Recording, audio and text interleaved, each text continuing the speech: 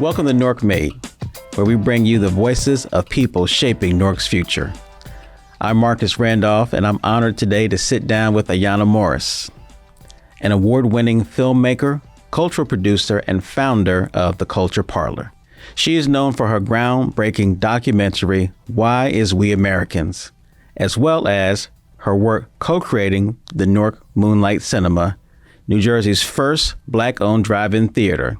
Through film, immersive exhibitions, and public art activations, Ayana continues to create platforms for celebrating Black identity and storytelling. Most recently, she brought Don't Touch My Hair, an immersive art installation to Newark, and continues to push creative boundaries while remaining deeply rooted in her community.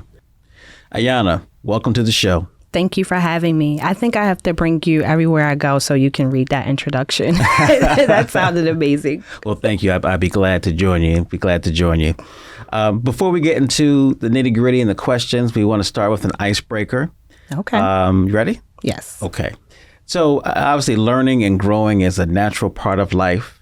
Mm-hmm. We all have different experiences and we take things from them. So the question I have for you is, what's something you strongly believed in your 20s that you since changed your mind about? Ooh, that's a good question. I thought in my 20s that once you figured out life, you figured out life. And now I understand that life is a journey. It's not a destination. So you're constantly evolving. You're constantly changing. Who you were yesterday is not the same person you're going to be today. And I've learned to embrace that. I say I'm on the 5th iteration of Ayana. And originally, actually, when I turned 30, I was really depressed because I was on the 3rd iteration of Ayana. And I was tired of reinventing myself. And now that I'm about to be 40. Okay. Ooh, Lord, I can't believe I said that out loud.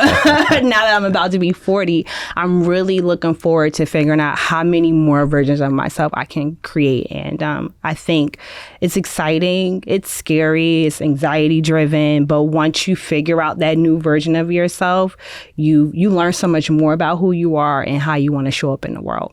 Yeah, I appreciate that.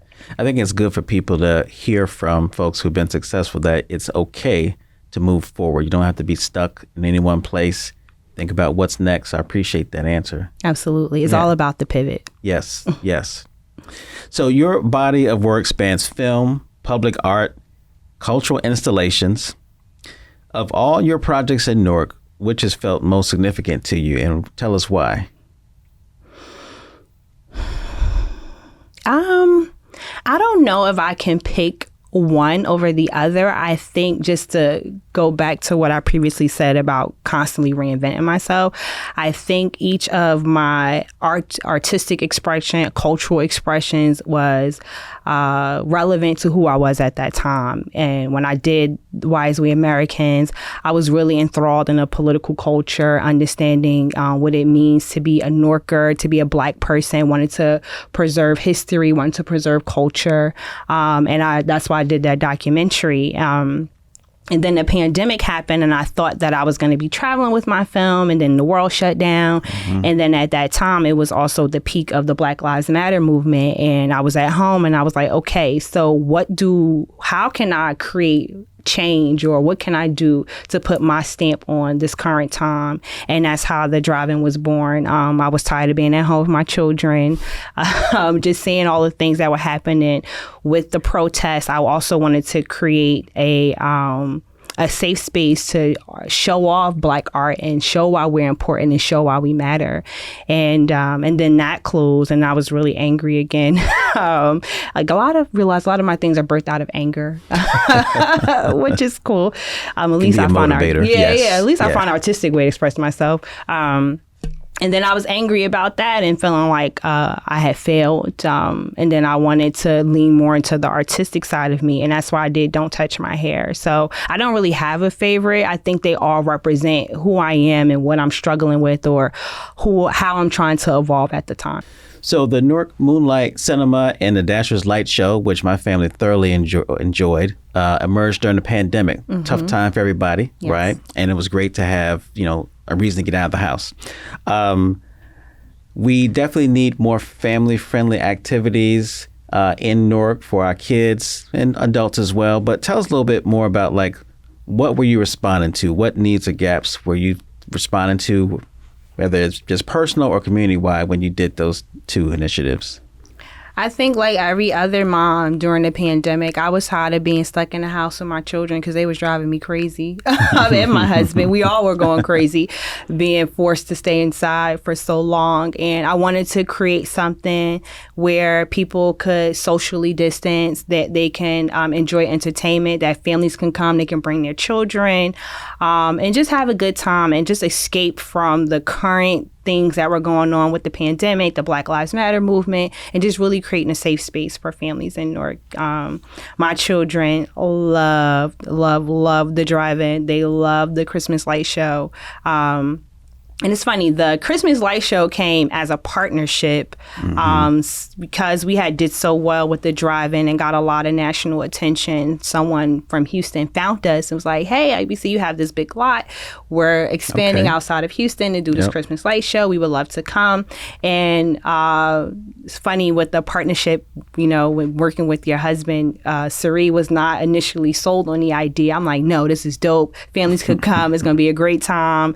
I think it's going to be a good business opportunity for us as well, because it'll allow us to activate the lot during the winter, because the drive-in is a seasonal business. Right. It can only operate when it's warm, you know, and it'll extend our season. And, you know, and they came, and then it was a big hit. And those things are important to me because it's one of my missions to create a city that I didn't grow up in and make sure that my children have the opportunity to see unique experiences right in their backyard. Yeah, appreciate that. So let's talk about family. Let's pivot a little bit, talk about family. Okay. All right. So you collaborate a lot with your husband. I do. Know, shout out to Cerise, my man. Mm-hmm. And you've got kids and you all are juggling a lot. Mm-hmm. So tell us a little bit about that. I think that this is something everybody struggles with from time to time. Business, family, sometimes both need a lot at the same time. Sometimes it doesn't, but you have to tend to all of that. So give us and the listeners some advice and some insight. How do you navigate business partnerships with personal relationships? That one, it's tough at times, but I think what I appreciate about what Sari and I have built is that, first I'll say, me and Sari has been together for almost 20 years. Mm-hmm. That was my college sweetheart, and we got married later on. So we've seen each other evolve, and we've been around for every iteration of ourselves, and that's been a really exciting journey. And just understanding, just going back to like, you know, life is a journey, it's not a destination. Like, your partner is going to be constantly evolving, you're also going to be constantly changing, and if you are intentional about continuing and growing and loving each other through every version of yourself, you'll find a way to make it work. And also understanding that I know, like, on social media, this thing about 50-50 is like a big trending topic. Yeah. And I never have been, no part of my relationship has ever been 50-50, whether it's financial, emotional, you know, how we split our time with the kids, and just understanding that sometimes you have to give 90 when your partner can only give 10%, and just being okay with that. And if you love a person enough, if they show up for you just as much as you show up for them, you understand that you're not being taken advantage of, and that's just a part of the dynamic of being in a relationship, is that sometimes you're gonna have to give more, and sometimes you're gonna receive less. So thanks for those insights. You're right. Sometimes with partnerships, business and personal, right? Sometimes it's a 90-10. And then sometimes it flip-flops, right? Mm-hmm. And you're the recipient of the 90, because at the moment you can only do the 10. So I appreciate that. Yeah. So as everybody knows, or if you don't know, there's been some major announcements about studios being built in Newark and the surrounding area.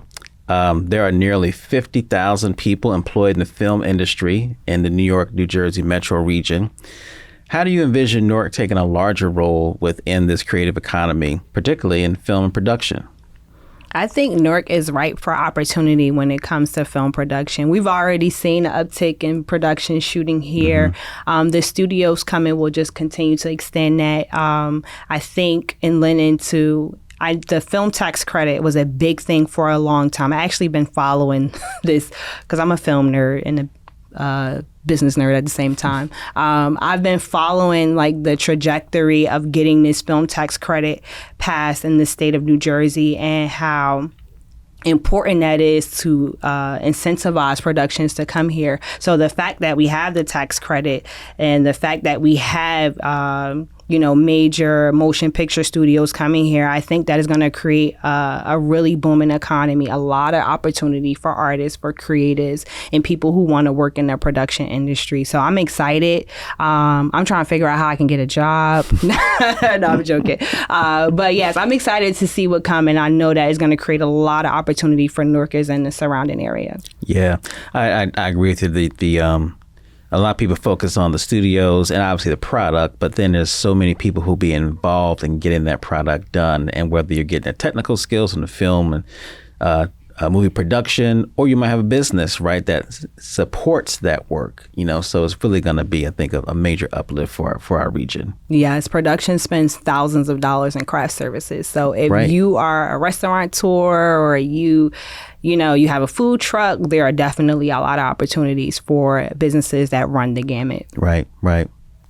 Well, we like to end by asking the guests to pay it forward a little bit. Okay. So I want to ask you, can you shout out a Newark business you really, really love and tell us why you think everyone should check them out? Oh, that's hard because there are so many. I know, right? I only can do one? Go two. Okay.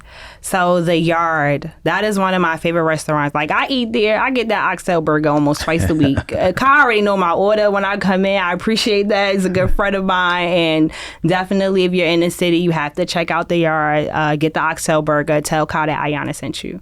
And of course, cornbread. Adina, that's my girl. I love cornbread. That's my other favorite restaurant.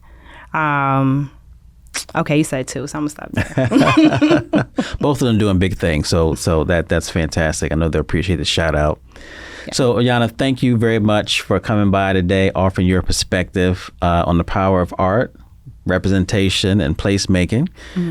Your work serves as both a celebration and a challenge, and that inviting us to see Newark not only as a city of history, but a place that has a bright future and a visionary future ahead of it. For our listeners, we encourage you to experience Ayana's work firsthand and stay connected to the artists and creatives shaping Newark's story. As always, subscribe, share this episode, and come back for more conversations with people who are Newark Made. Thank you.